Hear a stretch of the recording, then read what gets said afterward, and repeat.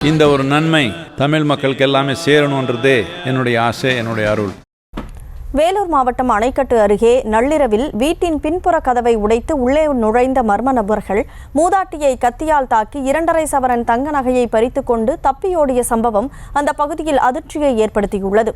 இதுகுறித்த கூடுதல் விவரங்களோடு இணைகிறார் செய்தியாளர் தமிழரசன். தமிழரசன், என்ன நடந்தது? முழு விவரங்களை வழங்கலாம். கௌதமி, அதாவது வேலூர் மாவட்டம் அணைக்கட்டு அருகே உள்ள தேவகாரன்பட்டி கிராமம் பள்ளைக்கோடு ரோடு பகுதியை சேர்ந்தவர்கள் ஜெயலட்சுமி 75 வயதுடையவர் மற்றும் இவரது பேத்தி ஷியாமலா 25 உடையவர்.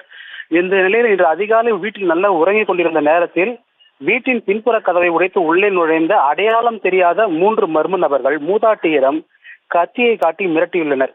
தொடர்ந்து வீட்டில் உள்ள நகை பணத்தை எடுத்து கொடுக்கும்படி கேட்டுள்ளனர். இதற்கு மூதாட்டி நகை பணம் தர மறுத்துள்ளார். மேலும் சத்தம் போட்டுள்ளார். இதனால் மூதாட்டியின் கால்களின் 2 கால்களிலும் அதாவது 2 கால்களிலுமே கத்தியால் கிழித்துள்ளனர்.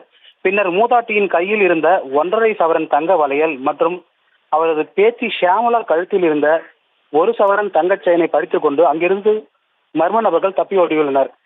மேலும் உடனடியாக மூதாட்டியின் பேத்தி சுமார் 100 மீட்டர் இடைவெளியில் உள்ள அதாவது அந்த பகுதியை சேர்ந்த மக்களுடைய உதவியுடன் ஜெயலட்சுமியை மீட்டு அணைக்கட்டு அரசு மருத்துவமனையில் முதலுதவி சிகிச்சை அளித்து இருந்தனர்.